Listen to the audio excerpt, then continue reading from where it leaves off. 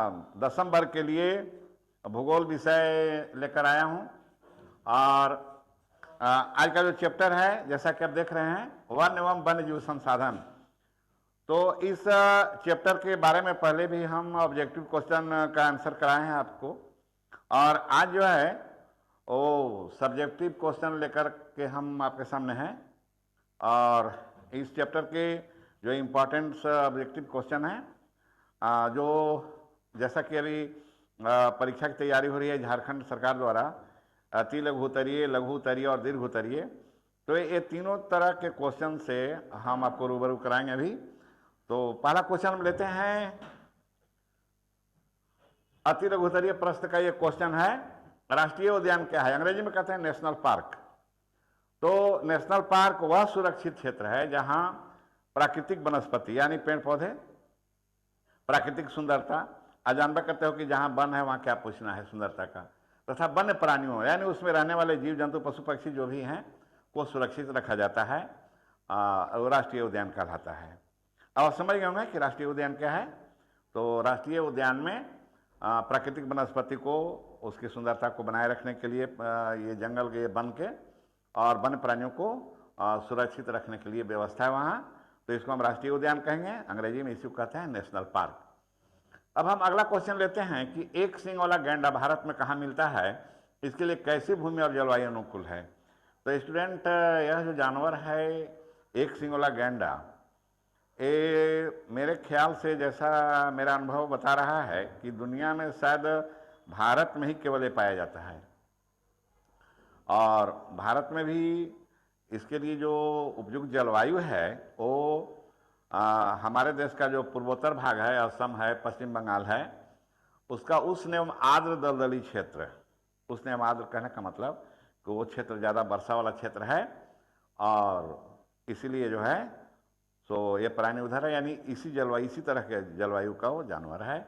और इसको सुरक्षित रखने के लिए, इसको संरक्षण प्रदान करने के लिए असम में काजीरंगा राष्ट्रीय उद्यान, इसको याद कर लीजिए, काजीरंगा राष्ट्रीय उद्यान एक सींग वाले गैंडे का प्राकृतिक आवास है। यानी अगर आपको एक सींग वाला गैंडा देखना है तो असम के काजीरंगा राष्ट्रीय उद्यान में जाओ, वहां इनसे भेंट होगी। अब हम अगला क्वेश्चन लेते हैं, एशियाई सींग का प्राकृतिक आवास कहाँ है और यह किस राज्य में स्थित है? तो स्टूडेंट्स लोग, आप लोग जान रहे होंगे, एशियाई सींग बड़ी भयानक जानवर है, जंगल का राजा। ये हमारे देश में जो है गुजरात राज्य में एक गिर फॉरेस्ट है, यानी उसके लिए राष्ट्रीय उद्यान कहिए। तो गुजरात का जो सौराष्ट्र वाला इलाका है उसी क्षेत्र में पड़ता है। तो गिर राष्ट्रीय उद्यान में जो है एशियाई सींग पाए जाते हैं, केवल भारत में, केवल वहीं पर, याद रखना इसको, यानी गुजरात का गिर राष्ट्रीय उद्यान। अगला क्वेश्चन है कि जैव विविधता क्या है और मानव जीवन के लिए क्यों महत्वपूर्ण है? तो जैव विविधता, चाहे वो वन्य जीवन हो या कृषि फसल में, जो इतनी विविधता पाई जाती है, कई तरह के पाए जाते हैं। अब सब वन्य जीवन है तो कई तरह के उसमें, अब कृषि फसल है तो कई तरह का है, इसको विविधता बोलेंगे, तो उसे जैव विविधता कहते हैं। और इसके हमारे लिए कितना ही महत्वपूर्ण है आप सोच सकते हो। वन हो गया, फिर वन्य जीव हो गए, इसके बाद फिर जंगल में जो संपदा है, फसल है, ये सब जो कई प्रकार के हमारे यहाँ पाए जाते हैं, तो इसीलिए इनको विविधता कहा गया है। क्योंकि तुम जानबे करते हो कि हमारी आवश्यकता की पूर्ति जो है कई तरह से करते हैं, यानी हमारे जीवन के लिए बहुत उपयोगी है सब। तो इस तरह से जो जैव विविधता है वो हमारे जीवन के आवश्यकताओं को पूरा करता है, हमारे लिए बहुत महत्वपूर्ण है। अब हम अगला क्वेश्चन लेते हैं। अगला क्वेश्चन है, भारत में जैव विविधता को कम करने वाले प्रमुख कारक कौन कौन से हैं? बहुत आसान सवाल है कि ऐसा देखने में आ रहा है, ऐसा अनुभव बतला रहा है कि जैव विविधता जो है दिनों दिन कम हो रही। कारण क्या है इसका? जैव विविधता को कम करने वाले कारकों में सबसे जो बड़ी बात है वो वनों का विनाश है। यानी वन में ही वन्य प्राणी, पशु पक्षी या विविध तरह के पेड़ पौधे, जड़ी बूटी, कई तरह की चीज मिलते हैं। और फिर दूसरा है जंगली जानवरों को मारना। लोग क्या करते हैं व्यापार के लिए, आखे टन खाने के लिए वो मार देते हैं जानवरों को। पर्यावरणीय प्रदूषण, आप जान रहे हैं कि दिनों दिन कई तरह से पर्यावरण प्रदूषित हमारा, और उसका भी वन्य जीव पर प्रभाव पड़ रहा है। अब दावानल, आप देखते होंगे, चाहे आदमी की लापरवाही से कहिए चाहे अब जो कहिए, गर्मी के दिन में अधिकांश जंगल में देखते हैं हम लोग, बहुत जगह आग लगा हुआ है, तो उससे भी जो है सो इसका नुकसान होता है। जब जंगल का नुकसान होगा तो ऑटोमेटिक है कि उसमें रहने वाले जो जीव जंतु हैं, पेड़ पौधे, उनका नुकसान होगा ही। तो इस तरह से वनों का विनाश हो गया, जंगली जानवरों का मारना हो गया, खेतन वही शिकार करना, पर्यावरणीय प्रदूषण हो गया, दवा न ले आने वही जंगल में आग लगना, ये सब प्रमुख कारण है। अब हम अगला क्वेश्चन लेते हैं, बाघ परियोजना क्या है? बाघ भारत का राष्ट्रीय पशु।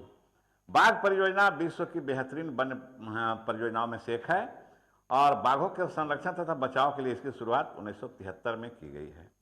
यानी इस शताब्दी जो हमारा शुरू हुआ, तो शुरू में देखा गया था कि यानी 20वीं शताब्दी की बात हम कर रहे हैं, यानी 1900 से लेकर 1999, तो उसके शुरुआत में देखा गया था कि बाघों की संख्या भारत में बहुत है। यानी अनुमान लगाया जाता है लोगों का, जैसा कि मानना है उस समय 55,000 के लगभग बाघ हुआ करते थे भारत में, लेकिन 1973 में देखा गया कि बहुत कम संख्या, यानी विश्वास से बिल्कुल पर 1827। अब ये जब स्थिति आई तो बड़ी मुश्किल हो गई और तब जो है उसको संरक्षण के लिए सरकार ने व्यवस्था की और उसी का नाम पड़ा बाघ परियोजना, यानी टाइगर प्रोजेक्ट। तो ये कब शुरू किया गया? 1973 में। याद रखना, बाघ परियोजना कब शुरू किया? 1973 में। अगला क्वेश्चन है, आरक्षित और रक्षित वन से क्या अभिप्राय है? तो प्रशासनिक दृष्टिकोण से वनों को 3 भाग में बांटा गया है ना, आरक्षित, रक्षित और अवर्गीकृत। लेकिन हमारा क्वेश्चन है 2 ही के बारे में पूछ रहा है कि आरक्षित और रक्षित वन से क्या अभिप्राय है।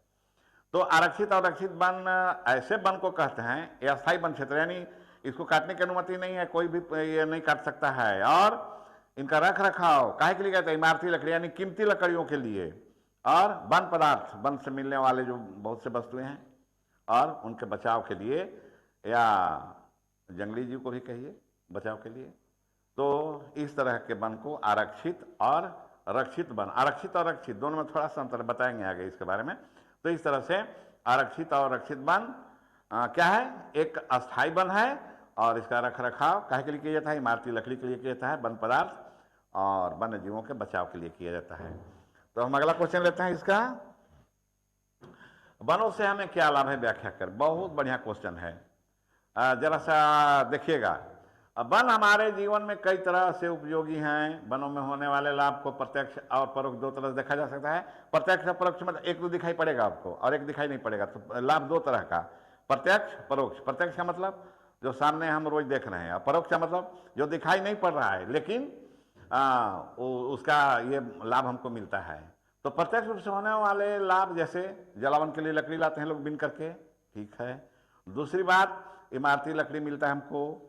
फल, कई तरह के जंगल में फल होते हैं। मूल यानी जड़ी के रूप में लोग कोड़ करके लाते हैं, जमीन के नीचे से जड़ी बूटियां हैं।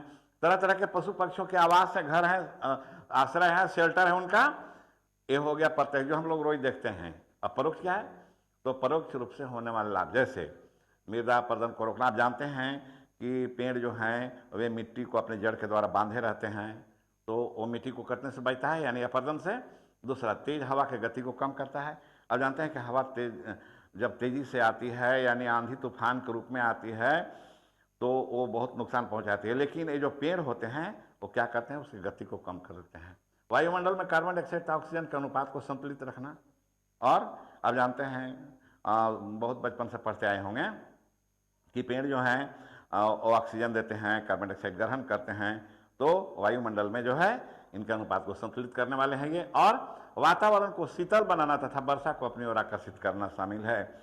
अब जब वर्षा, ये वन जो है छाया प्रदान करते हैं, तो आप छाया में बैठते हैं, आपको शीतलता मिलती है। इसी तरह से अगर बहुत बड़े क्षेत्र में पेड़ हो यानी वन हो, तो वो पूरा वातावरण वहाँ का ठंडा होगा और वहाँ से जो भी हवा बहेगी वो ठंडी हवा बहेगी, यानी वातावरण को ठंडा बनाएंगे, शीतल बनाएंगे।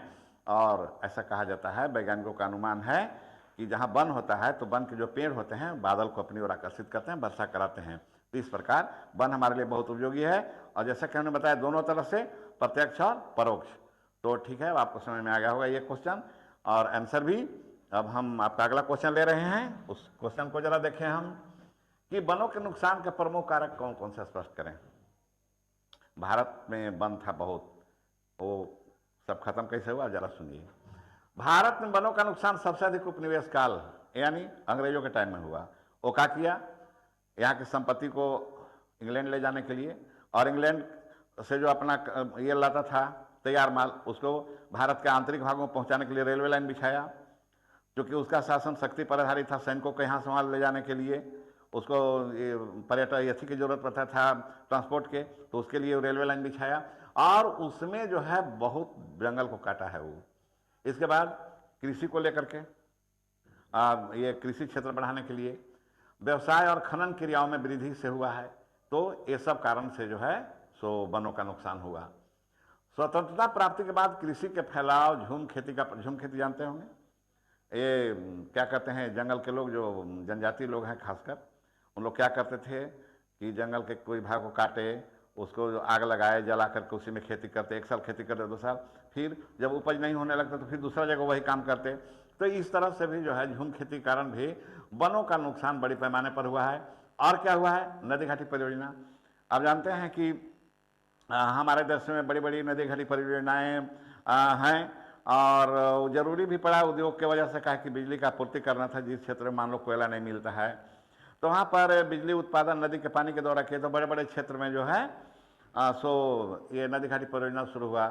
तो नदी घाटी परियोजना जब शुरू हुआ, बांध बड़ा बना, तो जो जंगली क्षेत्र हैं उसमें बहुत डूब जाते हैं, जलमग्न हो जाता है, सब पेड़ खत्म हो जाते हैं, तो उससे भी नुकसान हुआ है। तो इस तरह से अच्छा, बड़े बड़े उद्योग लगाना है तो कहाँ लगाओ, पठारी इलाका में। पठारी मतलब जंगल है वहाँ, तो जंगल साफ करो। और क्या, खनन, मान लो कहीं से कोयला निकालना है, अंदर से लोहा का पत्थर निकालना है, पहले ऊपर जंगल साफ करो, तब जो है सो फिर उसको निकाल। कहने का मतलब कई तरह से वनों का नुकसान हमारे यहाँ बड़े पैमाने पर हुआ है, लेकिन सबसे ज़्यादा नुकसान हमको कब हुआ है, औपनिवेशिक काल में, यानी अंग्रेजों के द्वारा। अब हम अगला क्वेश्चन लेते हैं आपका। ये क्वेश्चन है वनों का संरक्षण के जरिए व्याख्या करें।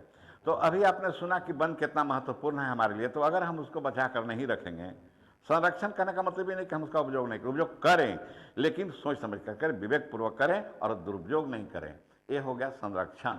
तो संरक्षण क्यों जरूरी हमारे लिए? तो आप जानते हैं कि प्रत्यक्ष और परोक्ष दोनों तरह से वन हमारे लिए लाभकारी है। तो जिस तरह से वनों को नुकसान पहुंचाया जा रहा है, और उससे हमारा जीवन कई तरह से प्रभावित होना शुरू हो गया है, यानी उससे जो होने वाला नुकसान है, जो हानि है, अब वो प्रत्यक्ष दिखाई पड़ने लगा है। वनों के नुकसान से क्या होता है, पशु पक्षी था वनस्पति कई प्रजातियां या तो गायब हो चुकी है या गायब होने के कगार पर है।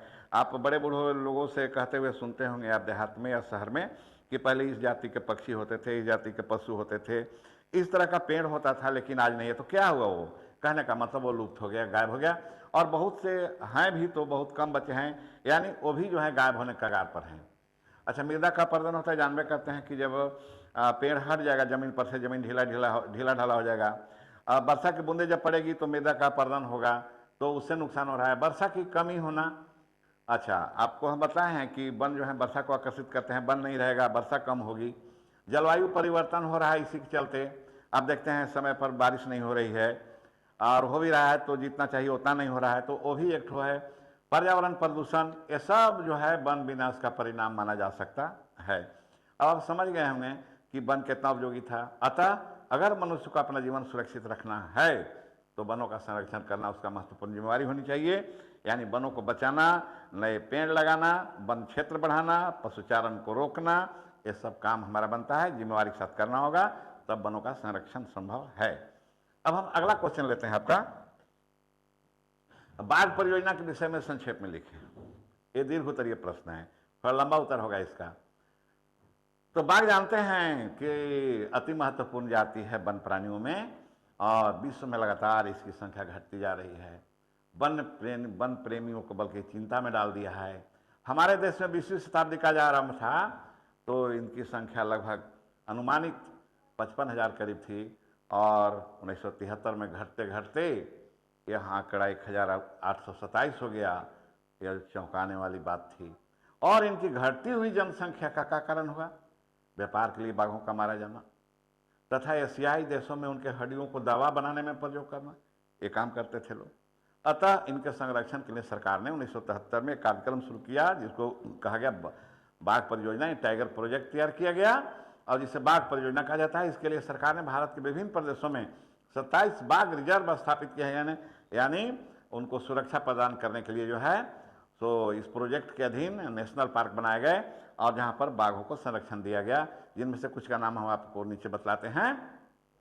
सबसे पहले उत्तराखंड में हम चलेंगे, कार्बेट राष्ट्रीय उद्यान, ये उत्तराखंड में है। पश्चिम बंगाल में सुंदरबन राष्ट्रीय उद्यान, मध्य प्रदेश में बांधवगढ़ राष्ट्रीय उद्यान, राजस्थान में सरिस्का वन्यजीव पशु विहार, असम में मानस बाघ रिजर्व और केरल में पेरियार बाघ रिजर्व है। ये हमने प्रमुख का नाम लिया है, और अब बहुत ऐसे हैं जिनका नाम हमें यहाँ नहीं है, प्रमुख थे उसको लिए हैं। और कुल अगर हम गिनते हैं भारत के अंदर तो अभी 27 बाघ रिजर्व स्थापित हैं। टाइगर प्रोजेक्ट की संख्या भारत में 27 है। तो ऐसा करके और भारत में बाघों को जो है संरक्षण प्रदान किया गया है और बाघों की संख्या को बढ़ाने का काम किया गया है। तो इस तरह से दीर्घोत्तरीय प्रश्न था और आपको बहुत अच्छे तरह समझ में आ गया होगा। अब हम आगे बढ़ते हैं, नेक्स्ट क्वेश्चन लेते हैं आपका। पढ़िए आप, वन और वन्यजीव संरक्षण में सहयोगी रीति रिवाजों पर एक निबंध लिखें। स्टूडेंट, हमारा जो देश है एक आस्थावान देश है। यहाँ पर कई तरह के, कई समुदाय के लोग हैं, कई धर्म के लोग हैं, कई आस्था वाले लोग हैं। अब जरा देखो यहाँ के जो लोग हैं कितना यहाँ के वन पर विश्वास है, यहाँ पर पेड़ों को कैसे ये देवता तुल्य मानते हैं, कैसे पशु पक्षियों को मानते हैं। इस क्वेश्चन के जवाब में आप देखेंगे कि मानव प्राचीन काल से ही प्रकृति की पूजा करता आ रहा है।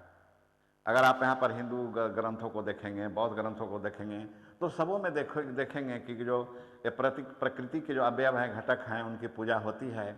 इनमें वनों को पवित्र मानकर उनकी पूजा करना यहाँ की परंपरा रही है, ट्रेडिशन रहा है हमारे देश का। भारतीय संस्कृति में वनों का महत्वपूर्ण स्थान है। हमारे देश की अनेक जनजातियाँ जो जंगलों में रहती है, वनों को पवित्र मानकर उनकी पूजा करते हैं। आप सुने होंगे, बचपन से ही पढ़ते आ रहे होंगे कि हमारे देश के जो ऋषि मुनि होते थे, उनकी तपस्या की भूमि होती थी। वे जंगल में रह करके वे स्कूल, आज जो हम लोग स्कूल यहाँ पढ़ा रहे हैं, एक काम पहले उन्हीं लोग किया करते थे जंगलों में। हमारे धर्म ग्रंथों में भी वनों को देवता तुल्य मानकर इसकी पूजा करने का उल्लेख मिलता है। आज भी आप देखे होंगे अपने समाज में कि बहुत से पेड़ पौधे हैं जिनमें प्रमुख है पीपल वृक्ष, पीपल का वृक्ष, बट वृक्ष, बरगद का पेड़, तुलसी से तो सबको परिचय होंगे। करीब करीब भारत में प्रायः हर घरों में इनकी पूजा होती है। नीम आप जानबे करते हैं कितना ये है। आंवला, ये सब प्रमुख है और इनकी पूजा की जाती है। छोटा नागपुर में जनजाति है एक मुंडा और संथाल परगना में रहने वाली जनजाति। इन लोग देखिए महुआ की पूजा करते हैं, कदम वृक्ष के, इमली के और आम की भी पूजा करते हैं। इसके अलावा अन्य वन्यजीव जिनमें हाथी, आप सुने होंगे कि हाथी क्या है, विश्वकर्मा भगवान का वाहन है। शेर कौन है, तो माँ दुर्गा के वाहन है। बाघ कौन है, तो अन्य देवताओं का वाहन है। गरुड़ कौन है, तो विष्णु भगवान के वाहन है। ये बंदर कौन है, आप जानिए रहे हैं, हनुमान जी। उल्लू कौन है, ये लक्ष्मी जी का वाहन है। चूहा कौन है, गणेश जी का वाहन है। मोर कौन है, कार्तिक जी का वाहन है। तो कहने का मतलब कि सबका संबंध देवताओं के साथ होने का उल्लेख भी हमारे धर्म ग्रंथों में मिलता है, तथा देवताओं के साथ इनकी पूजा भी लोग करते हैं। अब आप समझ गए होंगे कि हमारे देश में वन और वन्य जीव का संरक्षण में सहयोगी रीति रिवाज किस तरह का है। इसलिए इसको संरक्षण करके और हमारी जो परंपरा है हम उसको बनाए रखें, और इसके लिए उनका संरक्षण जरूरी है, उनको बचाना जरूरी है। अब हम अगला क्वेश्चन लेते हैं कि वन संरक्षण के उपायों को तो हम वन को बचाएंगे कैसे। तो वन के बचाने के लिए हम यहाँ कुछ पॉइंट दे रहे हैं आपको। आप जानते हैं कि वन हमारे जीवन के लिए कितना महत्वपूर्ण है। हर क्वेश्चन के जवाब में हमने आपको ये बात बतलाया है। अतः इनका संरक्षण निम्नलिखित उपायों को अपनाकर हम कर सकते हैं। पहला है वनों के अंधाधुंध कटाई पर रोक लगाना। इसमें सरकार की भागीदारी तो है ही है, सरकार को तो चाहिए ही इसके लिए नियम कानून बना। लेकिन जब तक यहाँ के लोग, खास करके जो वन क्षेत्र में रहने वाले लोग हैं, उनकी भी भागीदारी बहुत ज़रूरी है। दूसरा है अति पशुचारण पर रोक लगाना। छोटे छोटे पौधे जो है पशुओं के द्वारा चर जाते हैं, उनका प्रजाति नष्ट हो जाता है, तो उस पर भी रोक लगाना होगा। काटे गए वृक्षों के स्थान पर पुनः पेड़ लगाना। जहाँ वृक्ष की कटाई होती है या पेड़ गिर जाते हैं ये होकर के पुराना होकर के, तो उनके जगह पर नया पौधा लगा करके और उस पेड़ को जो है सो वहाँ उगाना जरूरी है। वन क्षेत्र बढ़ाने के लिए क्षेत्रों का निर्धारण करना। वैसे बंजर भूमि जो पड़ा हुआ है परती, जिस पर न खेती होती है ना और कोई काम लायक है, तो वहाँ पर भी हम पेड़ पौधे को लगा करके और हम वन के क्षेत्र को बढ़ा सकते हैं।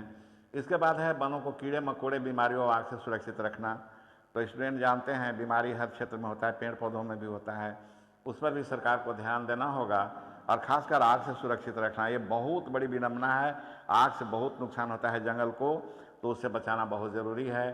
फिर अगला है कि वनों का महत्व और उपयोगिता बताकर लोगों में चेतना पैदा करना आदि, और इसके लिए सेमिनार करके या लोगों की मीटिंग बुला करके या और भी सूचना का तरीका अपना करके, और आजकल तो इलेक्ट्रॉनिक मीडिया बहुत ये है, प्रोग्रेस है, इसके द्वारा भी जो है लोगों को जानकारी देते रहना चाहिए, लोगों में चेतना जागृत करते रहना चाहिए, लोगों में इस तरह की भावना पैदा करना चाहिए, लगाव पैदा करना चाहिए कि वन और वन्य प्राणियों की रक्षा करें, उनसे अपना लगाव बढ़ावें और अपने देश की संपत्ति समझकर अपना जीवन रक्षक समझ करके और उसको बचाने के लिए उसका संरक्षण करें और बचाव करें।